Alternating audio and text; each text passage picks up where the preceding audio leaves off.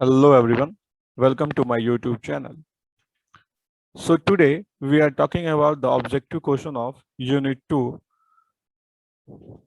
of the subject Introduction to Power Quality and Facts Devices.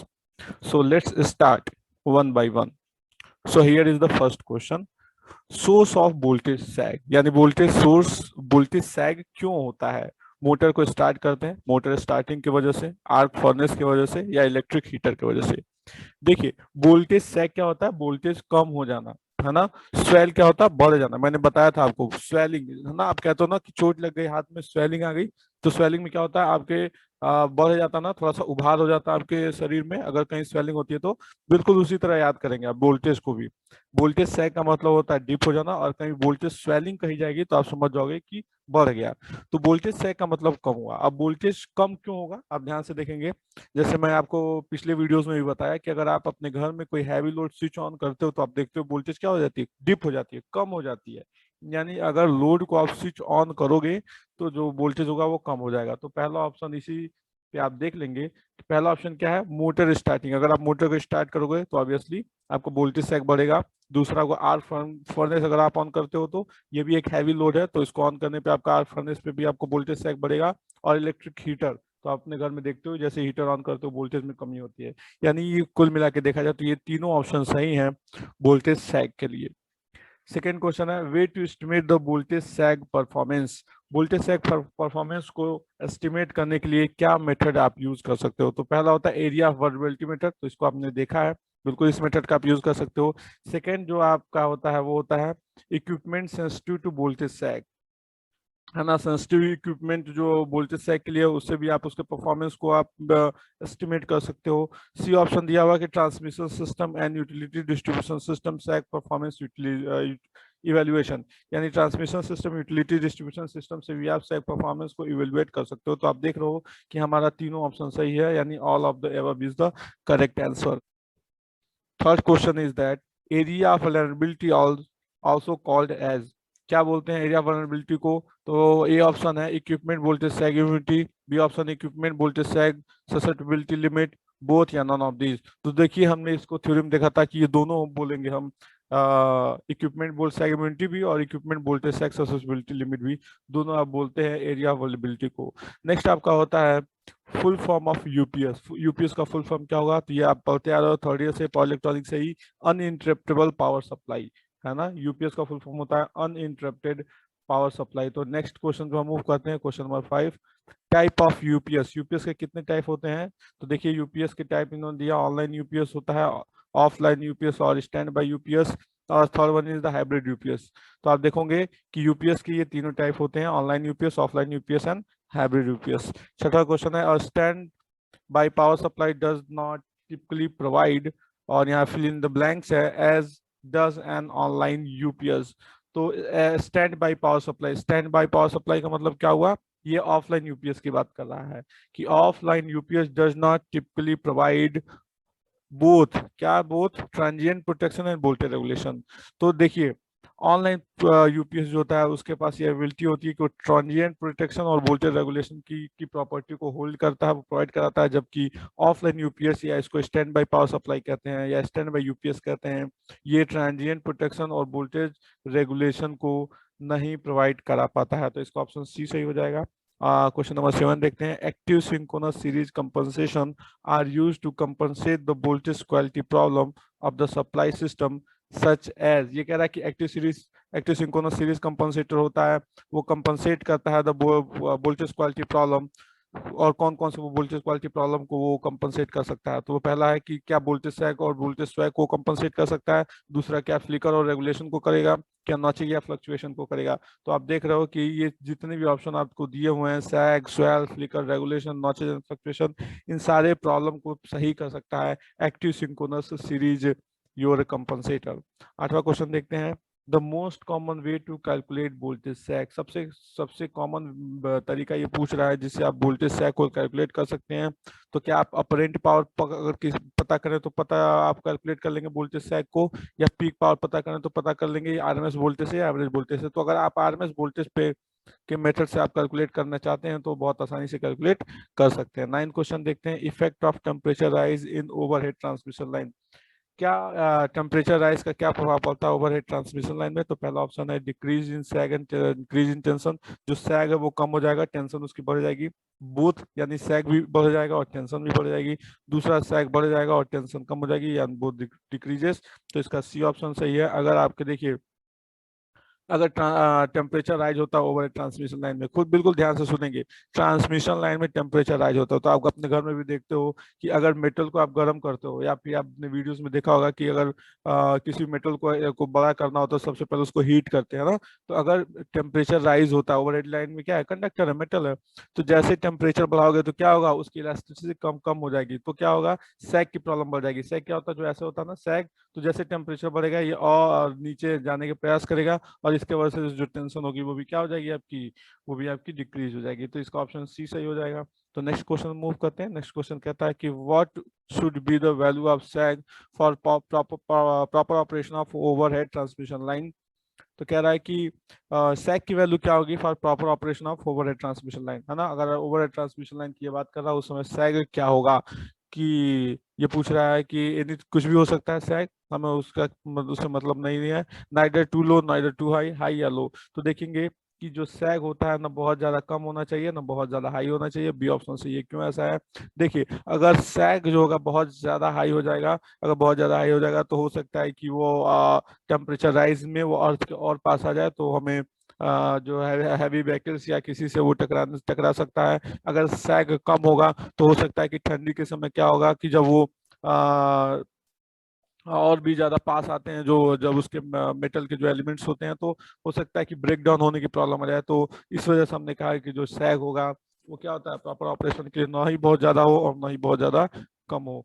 तो इसलिए इसका option B सही हो जाएगा। 11 नंबर क्वेश्चन देखेंगे, voltage sag can not be caused by which of the following.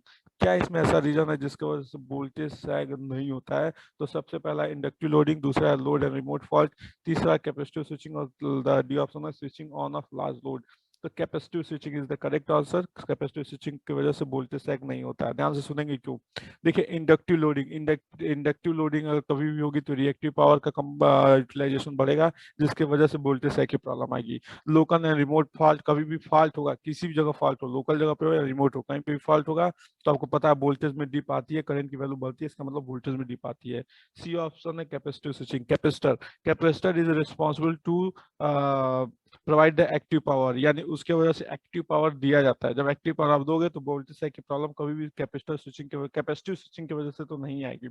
D option है switching on off large load. तो आप देखते हो कि जब आप खुद देखो, अब इसके पहले हमने डिस्कस भी किया कि लार्ज लोड को अगर स्विच ऑन या स्विच ऑफ करते हो तो आपको वोल्टेज सैग की प्रॉब्लम देखने को मिलती है। यानी अगर आप लार्ज लोड को स्विच ऑन करोगे तो वोल्टेज डिप हो जाता है। ये चीज आपने पहले देख लिया, इसलिए आपने कहा कि 11 का जो होगा ऑप्शन नंबर सी जो होगा वो करेक्ट होगा। क्वेश्चन नंबर 12 देख लेते हैं। क्वेश्चन नंबर 12 कहता है कि the most common cause of long interruption is. सबसे महत्वपूर्ण कारण क्या है लॉन्ग इंटरप्शन का? तो फॉल्ट है, आउटेज है, दोनों या कुछ नहीं है। तो लॉन्ग इंटरप्शन का सबसे महत्वपूर्ण कारण फॉल्ट और आउटेज दोनों है। दोनों की वजह से आपका इंटरप्शन हो सकता है। हो सकता है आउटेज अगर हो तो ऑब्वियसली सप्लाई आपको नहीं मिलेगी, एक तरह से इंटरप्शन हो गया। अगर फॉल्ट आ गया तो भी आपको सप्लाई नहीं मिलेगी, यानी उसको हम कहेंगे कि इंटरप्शन हो गया। तो फॉल्ट और आउटेज दोनों रीजन होंगे इंटरप्शन के लिए। थर्ड क्वेश्चन है आउटेज इज द। आउटेज क्या होता है? Removal of primary component, no power generation, transmission fault और नन ऑफ दिस। तो रिमूवल ऑफ प्राइमरी कंपोनेंट जो होगा वो आउटेज होगा। नो पावर जनरेशन आउटेज नहीं होता है। देखो, हमने सप्लाई किया और नहीं पहुंचा तभी तो आउटेज हुआ। ऐसा थोड़ी ना कि सब जनरेट ही नहीं किया, हमने ग्रिड ही नहीं लगाया अपने कंट्री में और हमने कहा कि हमारे पास सप्लाई का आउटेज हुआ। नहीं नहीं, हमने पूरा इक्विपमेंट लगाया, सब कुछ सब सही चल रहा है, लेकिन हमारा प्राइमरी कंपोनेंट अगर रिमूव हो जाता है तो हम उसको बोलते हैं आउटेज की प्रॉब्लम है। तो 14 नंबर क्वेश्चन देखेंगे, single phase tripping is generally used in. Single phase जो ट्रिपिंग होती है वो कहाँ पे यूज होती है? ट्रांसमिशन सिस्टम में, डिस्ट्रीब्यूशन सिस्टम में, लो वोल्टेज सिस्टम या जनरेशन सिस्टम में? तो जो सिंगल फेज ट्रिपिंग होती है वो ट्रांसमिशन सिस्टम में यूज होती है, जिसमें अगर एक फेज में कोई प्रॉब्लम आती है तो हम अदर फेज से हम काम अपना चला सकते हैं। इसी वजह से ट्रांसमिशन सिस्टम में ये सिंगल फेज ट्रिपिंग की प्रॉब्लम, सिंगल फेज ट्रिपिंग जो होती है वो प्रॉब्लम नहीं है, ये एक ट्रिपिंग मेथड है। तो जंग सिंगल फेज ट्रिपिंग जो होगी वो ट्रांसमिशन सिस्टम में देखने को मिलेगी। नेक्स्ट है इंटरप्शन। इंटरप्शन क्या है? इंटरप्शन क्या है? तो complete loss of power, complete loss of voltage, complete loss of current या ऑल ऑफ द अबव। तो इंटरप्शन की जब भी आप बात करोगे तो कंप्लीट लॉस ऑफ वोल्टेज है। अगर वोल्टेज आपको लॉस हो रहा है तो आपको बोलेंगे इंटरप्शन है। इसीलिए हम कहते हैं कि कभी भी शॉर्ट सर्किट हो गया या ग्राउंडिंग हो गई तो इंटरप्शन आ गया। क्योंकि देखो मैं कह रहा हूँ कि ये ट्रांसमिशन लाइन है, फॉर एग्जाम्पल ये टावर है, ये ट्रांसमिशन लाइन है, और इस जगह पे कहीं पे भी कहीं फॉल्ट हुआ और यहाँ पे ये वायर टूट के ग्राउंड में चला गया, तो ग्राउंड में जाने की वजह से क्या हुआ? करंट तो इसमें फ्लो होगा ही, लेकिन यहाँ पे वोल्टेज देखने को नहीं मिलेगा। इस वजह से क्या होगा? इस चीज से हमें पता है कि कंप्लीट लॉस ऑफ वोल्टेज को ही हम क्या बोलते हैं? कंप्लीट लॉस ऑफ वोल्टेज को ही हम बोलते हैं इंटरप्शन। 16 नंबर क्वेश्चन देखिए, the short interruption occur for. जो शॉर्ट इंटरप्शन होता है वो क्यों वो अकर कब होता है? कि लेस देन 2 कंप्लीट साइकिल के लिए होता है, एग्जैक्ट 2 कंप्लीट साइकिल के लिए, लेस देन 1 कंप्लीट साइकिल के लिए, एग्जैक्ट 1 कंप्लीट साइकिल के लिए। तो जो शॉर्ट इंटरप्शन होगा, ये शॉर्ट है, इंटरप्शन नहीं है, क्या है? Short interruption. तो उसी से याद रखेंगे आप, लेस देन 1 कंप्लीट साइकिल के लिए ये होगा शॉर्ट इंटरप्शन की जो भी प्रॉब्लम आएगी। तो इसी के साथ आप क्वेश्चन नंबर 17 देख सकते हैं। तो क्वेश्चन नंबर 17 कहता है, during sag power electronics equipment will trip, this will decreases. ये कहना है कि सैग के कंडीशन में अगर सैग हो आ रहा हो तो पावर इलेक्ट्रॉनिक कंपोनेंट हो उसमें वो ट्रिप होता है, और इसके वजह से क्या डिक्रीज होता है? किसके वजह से? पावर इलेक्ट्रॉनिक कंपोनेंट को ट्रिप होने की वजह से क्या डिक्रीज होता है? लोड वोल्टेज डिक्रीज होगा, सप्लाई वोल्टेज डिक्रीज होगा, लोड करंट डिक्रीज होगा, कुछ नहीं होगा। तो लोड करंट जो होगा वो क्या होगा? डिक्रीज होगा। पावर इलेक्ट्रॉनिक जो कंपोनेंट होंगे, आपको पता है अल्फा कंट्रोलिंग होती है यानी करंट कंट्रोलिंग होती है, तो वहां पे आप देखेंगे लोड करंट जो होगा वो आपका डिक्रीज कर जाएगा अगर पावर इलेक्ट्रॉनिक इक्विपमेंट की आप ट्रिपिंग करो। For example you are using boost converter कुछ भी, अगर बूस्टिंग कर रहे हो आप उस तरह से नहीं प्रॉपर में काम कर रहा है, आपने कंपोनेंट को रिमूव कर लिया, तो ऑब्वियसली जो लोड करंट होगा वो क्या होगा? आपका डिक्रीज कर जाएगा। तो 18 नंबर क्वेश्चन देखिए, the total power taken by the load remain constant so that. तो जो टोटल पावर लिया गया है वो रिमेन कांस्टेंट अगर है तो फिल इन द ब्लैंक्स है, उसमें आपको भरना है करंट वोल्टेज फ्लक्चुएशन हार्मोनिक। तो जो टोटल पावर लिया गया उस समय जो लोड होगा वो रिमेन कांस्टेंट होगा, so that the current will be higher. तो करंट की वैल्यू हायर होगी। इस बात का मतलब समझ रहे हो आप? इस बात का ये मतलब हुआ कि जो लोड है उसने पावर लिया है ना, और वो कांस्टेंट पावर अगर आप उसको देना चाहते हो तो उसके लिए आपको करना पड़ेगा करंट की वैल्यू हाई। तो इसका ऑप्शन ए जो होगा वो सही हो जाएगा। 19 नंबर क्वेश्चन है, the major cause of voltage sag is. Voltage sag का जो सबसे मेजर रीजन है वो क्या है? वोल्टेज सैग मतलब वोल्टेज डिप का। इसके पहले भी हमने कुछ ऑप्शन देखे थे, अब कुछ ऑप्शन यहाँ देखेंगे। माल फंक्शनिंग ऑफ प्राइमरी इक्विपमेंट, बिल्कुल हो सकता है इंटरप्शन की वजह से। नेक्स्ट हो सकता है इक्विपमेंट फेल्योर, बिल्कुल इक्विपमेंट फेल्योर से भी वोल्टेज सैग होगा। और सी ऑप्शन होगा starting of large induction machine. तो हमने कहा कि इंडक्शन मशीन मतलब क्या? इंडक्शन मशीन में generally we are talking about the induction motor. Induction motor हुआ, इसका मतलब हैवी लोड आपने स्विच ऑन किया, इसका मतलब ये भी एक वोल्टेज सैग के लिए रिस्पॉन्सिबल होगा। तो ओवरऑल देखोगे तो डी ऑप्शन इसका जो होगा वो करेक्ट होगा। ये तीनों जो होंगे वो मेजर काज होंगे वोल्टेज सैग के। तो नेक्स्ट क्वेश्चन देखते हैं 20 नंबर।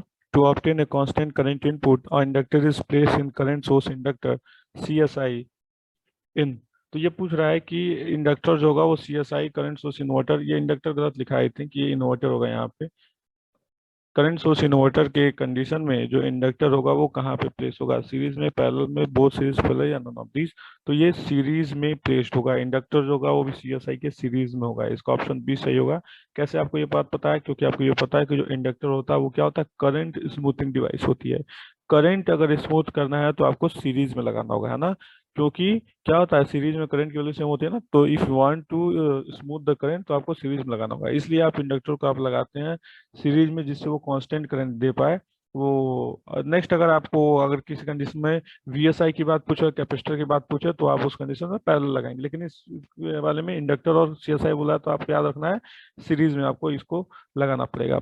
नेक्स्ट क्वेश्चन देखते हैं 21। The harmonic current distortion is adjustable speed drive is. तो ये कह रहा है कि हार्मोनिक करंट डिस्टॉर्शन जो होगा वो एडजस्टेबल स्पीड ड्राइव के लिए क्या होगा? तो वो नॉट कांस्टेंट होगा, है ना। हार्मोनिक करंट डिस्टॉर्शन, देखो अगर आप स्पीड चेंज करोगे यानी लोड चेंज करोगे, लोड चेंज हो रहा है, इसका मतलब ये होगा कि जो करंट जो टेकन होगा, क्योंकि लोड चेंज होने पे करंट, इनपुट करंट की वैल्यू चेंज होगी। अगर इनपुट करंट की वैल्यू चेंज होगी तो ऑब्वियसली हार्मोनिक करंट डिस्टॉर्शन जो होगा वो चेंज होगा, वो कांस्टेंट नहीं रहेगा। इसलिए इसका ऑप्शन बी सही हो जाएगा। 22 नंबर क्वेश्चन देखिए, reducing the number of short circuit fault in a system reduces, है ना। तो अगर शॉर्ट सर्किट फॉल्ट आपके सिस्टम में रिड्यूस हो जाता है, तो उसके वजह से क्या रिड्यूस हो जाएगा, सैग इंटरप्शन बोथ।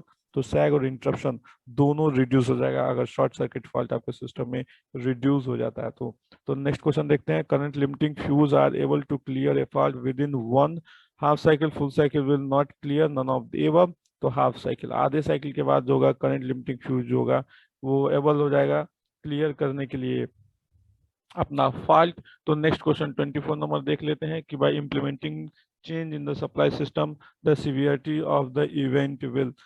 तो अगर आप अपने सप्लाई सिस्टम, जो भी आपका सप्लाई सिस्टम है उसमें कुछ भी चेंज इम्प्लीमेंट करते हैं तो सीवियरिटी इवेंट क्या होगा, वो रिड्यूस होगा, इंक्रीज होगा, रिमेन सेम, तो वो रिड्यूस हो जाएगा, है ना।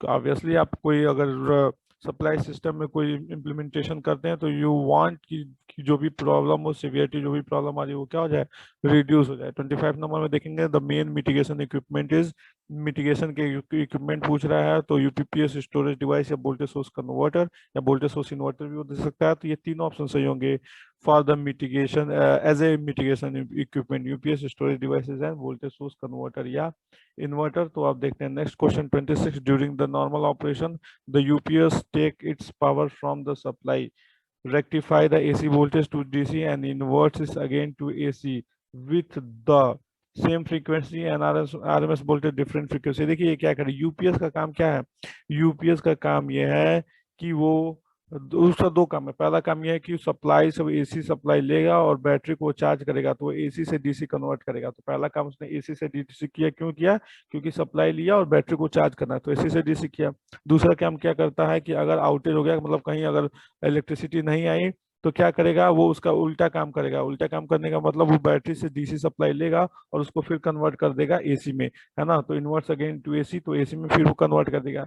तो इन सब ये दो काम करता है यूपीएस, ये बात आपको पता है। तो कह रहा है कि इस काम को करने के लिए क्या क्या वैल्यू कांस्टेंट होती है। तो आप देखिए उसकी जो फ्रीक्वेंसी होगी वो कांस्टेंट होगी। आप खुद ध्यान से देखिए, जो आपके घर पे फ्रीक्वेंसी आती है कितनी आती है, 50 हर्ट्ज की। जो आपको घर में यूपीएस यूपीएस तो घर में नहीं देता, लैपटॉप आपके कंप्यूटर को सप्लाई देता है, या फिर आपकी बड़ी मशीनरी डिजिटल एक्सरे वगैरह की बड़ी जो मशीनें होती है उनको सप्लाई देने के लिए हम लोग यूज करते हैं। तो उसमें जो सप्लाई देता है वो भी क्या देता है, वो कांस्टेंट 50 हर्ट्ज देता है। यानी जो फ्रीक्वेंसी होती है वो क्या होती है, कांस्टेंट होती है, और जो आरएमएस वैल्यू होगी वो भी क्या होगी, आपकी कांस्टेंट होगी। तो नेक्स्ट क्वेश्चन पे मूव करते हैं 27 पे। इसमें फिल इन द ब्लैंक दिया हुआ है, उसके बाद लिखा हुआ है is use for critical load where temporary power failure can cause a great deal of inconvenience. तो ये कहता है कि क्रिटिकल लोड के लिए आप इसमें से कौन सा इक्विपमेंट यूज करेंगे जहां पे पावर फेल्योर एक बहुत बड़ा डील है। तो आप यूज करेंगे यूपीएस। देखिए कैसे, देखिए आप अपने घर में फॉर देखो जो डेस्कटॉप होता है आप क्या यूज करते हो, आप यूपीएस यूज करते हो। आप यूपीएस की जगह सिंपल जो आपके घर में इन्वर्टर है वो क्यों नहीं यूज कर लेते, आप सिंपल इन्वर्टर यूज कर लेते, क्योंकि आपको ये बात पता है कि यूपीएस का जो कॉस्ट होता है, यूपीएस जो होता है वो महंगा होता है। इसके अलावा यूपीएस का जो बैकअप होता है वो भी कम होता है on the compare of inverter, जो सिंपल आपका इन्वर्टर बैटरी कॉम्बिनेशन आपके घर में लगा हुआ है। तो भी आप यूपीएस क्यों यूज करते हो, क्योंकि यूपीएस की स्विचिंग फास्ट होती है, due to the fast switching. तो फास्ट स्विचिंग के लिए आप यूपीएस की वजह से यूपीएस यूज करते हो। इसलिए इसका ऑप्शन बी सही होगा कि यूपीएस आप क्रिटिकल लोड के लिए, टेम्परेचर पावर फेल्योर के लिए उस जगह पे यूज करेंगे जहाँ पे टेम्पररी पावर फेल्योर जो होगा एक बड़ा डील है। 28 नंबर क्वेश्चन देखेंगे फिल इन द ब्लैंक के बाद, is use to rotating type of UPS system for supply to mains. Rotating type UPS के में कौन सा यूज होगा, डीसी मोटर यूज होगा, नहीं ये तो मोटर है। सेल्फ एक्साइटेड डीसी जनरेटर भी नहीं यूज होगा। अल्टरनेटर, अल्टरनेटर जो होता है वो यूज होता है as a rotating type UPS, क्योंकि आपको देना होगा एसी सप्लाई, ये आपको देगा डीसी सप्लाई, इसलिए आपको डीसी जनरेटर भी नहीं, मोटर वाला आपका लोड हो गया, और बैटरी बैंक तो नहीं होगा क्योंकि ये भी एक तरह से डीसी सप्लाई। ऐसे आप याद करेंगे तो एसी सप्लाई दे रहा है अल्टरनेटर, और आप बात करें यूपीएस की तो आप रोटेटरी टाइप यूपीएस में अल्टरनेटर का फ्रिक्वेंटली आप यूज कर सकते हैं। नेक्स्ट क्वेश्चन आपका है कि स्टैटिक यूपीएस रिक्वायर, जो आपका स्टैटिक यूपीएस होगा उसको क्या जरूरत है, रेक्टिफायर की जरूरत है, इन्वर्टर की जरूरत है, both inverter both rectifier and none of the mention. तो इसका सी ऑप्शन सही होगा। देखो ना आपके घर में यूपीएस तो क्या करते हो, मैं अभी आपको एक्सप्लेन किया कि बाहर से सप्लाई लेता है, उसको एसी से डीसी करता है, और इसका मतलब बैटरी को चार्ज करता है, तो रेक्टिफायर आपको चाहिए। फिर डीसी को चार्ज कर, बैटरी को चार्ज कर लिया, तो बैटरी से पावर लिया, डीसी पावर लिया, उसको क्या करता है, इन्वर्टर इसको एसी में कन्वर्ट करता है आपके लोड के लिए, तो वो एज ए इन्वर्टर भी काम करता है। तो आपको दोनों की जरूरत है, इन्वर्टर की जरूरत है और रेक्टिफायर की जरूरत है, इसलिए इसका ऑप्शन सी सही होगा। 30 नंबर क्वेश्चन देखिए, no discontinuity in observe in case of अगर no discontinuity no observe in case of, तो किस केस में कोई भी डिसकंटिन्यूटी नहीं होती है? तो no break static UPS configuration इसका सही ऑप्शन है ना? नो ब्रेक, कोई ब्रेक ना हो, स्टैटिक यूपीएस कॉन्फ़िगरेशन है ना। इसके लिए आप थ्योरी देख लेंगे। 31 number question usually fill in the blank है, उसके पास पूछ रहा है battery as use for UPS system. तो लेड एसिड बैटरी जो होता है वो हम जनरली यूज करते हैं यूपीएस सिस्टम के लिए। अब तो लेटेस्ट लिथियम आयन आने लगा है, इसलिए ऑप्शन दे दिए हैं कि आप लिथियम आयन पे क्लिक कर लेंगे, लेकिन नहीं, लेड एसिड बेस्ड जो बैटरी अभी तक जो सबसे ज्यादा यूज की जा रही है आपके लिए यूपीएस सिस्टम के लिए। तो 32 नंबर क्वेश्चन देख लेंगे। आपको करेक्ट ऑप्शन बताना है, तो आपको 3 कमेंट्स दिए गए हैं, तीनों को पढ़ना है और करेक्ट ऑप्शन आपको इसमें से बताना है। तो क्या क्वेश्चन है, क्या ऑप्शन है? पहला देखेंगे, isolation transformer do not help in curing voltage sag, या वोल्टेज सैग के लिए भी आइसोलेशन ट्रांसफार्मर हेल्पफुल नहीं है क्या? पहला यह है। दूसरा है कि isolation transformer help in curing the voltage swell, तो वो कह रहा है कि वोल्टेज स्वेल के लिए ये हेल्पफुल होता है। तीसरा ऑप्शन है कि isolation transformer help to minimize noise coupling, isolation transformer होता है वो नॉइज को मिनिमाइज करने के लिए ऑप्शन के लिए ये होता है। तो देखो पहला ऑप्शन कि ये वोल्टेज सैग के लिए कुछ भी हेल्पफुल नहीं होता, तो ये बिल्कुल सही है। वोल्टेज सैग स्वेल क्या काम इसका नहीं है, इसका काम है आइसोलेशन ट्रांसफार्मर काम है आइसोलेट करना प्राइमरी से सेकेंडरी सर्किट को। तो इसीलिए क्या हुआ, नॉइज कपलिंग के लिए भी इसको हम काम कर सकते हैं, मिनिमम कर लेगा ये नॉइज को, क्योंकि ऑब्वियसली है ये क्या कर रहा है, दो सर्किट को आपस में क्या कर रहा है, आइसोलेट कर रहा है। तो इसलिए इसका फाइनली आप देखेंगे ऑप्शन बी जो होगा इसका करेक्ट ऑप्शन होगा। नेक्स्ट क्वेश्चन आप देख लेते हैं, क्वेश्चन नंबर 33। इसके में भी आप देखेंगे फिल इन द ब्लैंक है। उसके बाद कह रहा है device that can be mention A constant voltage within the tolerance for voltage change of in predetermined limit above and below in the nominal value। तो वोल्टेज रेगुलेटर, ये voltage regulator का simple definition ये दे दिया, आपको ये बात पता है। तो कि वोल्टेज रेगुलेटर एक ऐसा डिवाइस होता है जो कांस्टेंट वोल्टेज को मेंटेन करता है, और वोल्टेज चेंज अगर एक लिमिट तक अगर वोल्टेज चेंज होता है तो उसको भी ये टेकन केयर करता है। 34 नंबर क्वेश्चन देखिए, टिपिकली इसके बाद फिर फिल इन द ब्लैंक है, transformer is used as a voltage regulation. तो आइसोलेशन ये फेरो रेजोनेंस डिस्ट्रीब्यूशन, तो फेरो रेजोनेंस ट्रांसफार्मर जो होता है वो वोल्टेज रेगुलेशन के लिए काम होता है। देखो दो ट्रांसफार्मर आपके सिलेबस में है as a power quality subject, isolation और फेरो रेजोनेंस। तो आइसोलेशन काम तो मैंने बता दिया किस लिए होता है, क्या होता है, सर्किट दो सर्किट को आपस में आइसोलेट करने के लिए होता है। तो फेरो रेजोनेंस ऑब्वियसली इसका सही आंसर होगा, जो कि यूज होंगे वोल्टेज रेगुलेटर के लिए। आप इस तरफ इसको याद कर सकते हैं। 35 नंबर क्वेश्चन देख लिए, the full form of UPS. UPS का यहाँ पे फुल फॉर्म पूछा है, ऊपर भी एक क्वेश्चन था, तो अनइंटरप्टेड पावर सप्लाई, इसको तो आपको याद करना पड़ेगा, कोई एक्सप्लेनेशन इसलिए नहीं हो सकता है। 36 नंबर क्वेश्चन है, in fill in the blanks है। उसके बाद कहा रहा है कि UPS unit normal power is rectified into DC power and in turns inverted to AC power to supply the load. तो ऑनलाइन जो ऑनलाइन यूपीएस होता है उसका ये डिफिनेशन है कि जो ऑनलाइन यूपीएस होता है वो नॉर्मल पावर को रेक्टिफाई करता है डीसी में, और फिर वो क्या करता है, इन्वर्टर यूज करके ऐसे एसी में कन्वर्ट कर देता है। ठीक है ना, तो ये ऑनलाइन का, इसके ऊपर भी हमने इसको एक्सप्लेन किया है। 37 नंबर क्वेश्चन है कि कौन सा इसमें ऐसा यूनिट है, कौन सा इसमें ऐसा यूनिट है जो जिस समय the load are normally supplied from the primary electrical source. तो उसके लिए ऑफलाइन है ना, ऊपर ऑनलाइन था, नीचे हम बात करेंगे ऑफलाइन यूपीएस का। हम आई थिंक यहाँ पे यूपीएस होगा, यूनिट नहीं होगा, यहाँ पे होगा यूपीएस। 38 देखेंगे, the output voltage of static UPS unit tends to constant waveform distortion. तो it was the less than, higher than और सेम एज, तो ये होगा higher than the output voltage of static. देखिए और स्टैटिक यूपीएस का जो output voltage होगा, यानी हम किसकी बात कर रहे हैं, हम बात कर रहे हैं स्टैटिक यूपीएस का। उस समय unit tends to contain the waveform distortion higher than those of normal power delivered from the unity or a generator। ठीक है ना, तो वेवफॉर्म डिस्टॉर्शन ज्यादा होगा, है ना। इसीलिए ना वही मैंने कल भी आपको बताया था ये बात, कि तभी तो आपसे इन्वर्टर्स करते हैं कि प्योर साइन वेव, बिकॉज बहुत ज्यादा डिस्टॉर्शन आपको देखने को मिलता है। 39 नंबर क्वेश्चन है, दो फिल इन द ब्लैंक है, तो इसका मैं डायरेक्ट आपको आंसर बता देता हूँ। ये है कि online UPS system cost consider more than the offline UPS. Obviously online का जो कॉस्ट होगा ज्यादा होगा, क्योंकि आप देख रहे हो पावर इलेक्ट्रॉनिक इक्विपमेंट आप ज्यादा से ज्यादा यूज कर रहे हो। तो ये क्वेश्चन थे यूनिट 2 के, कुछ इंपॉर्टेंट क्वेश्चन थे। तो नेक्स्ट हम लोग यूनिट 3, 4th और 5th के इंपॉर्टेंट क्वेश्चन नेक्स्ट वीडियो में हम लोग देखेंगे। तो आज के लिए मेरी तरफ से इतना ही है। Thank you everyone, thank you for today session, thank you all.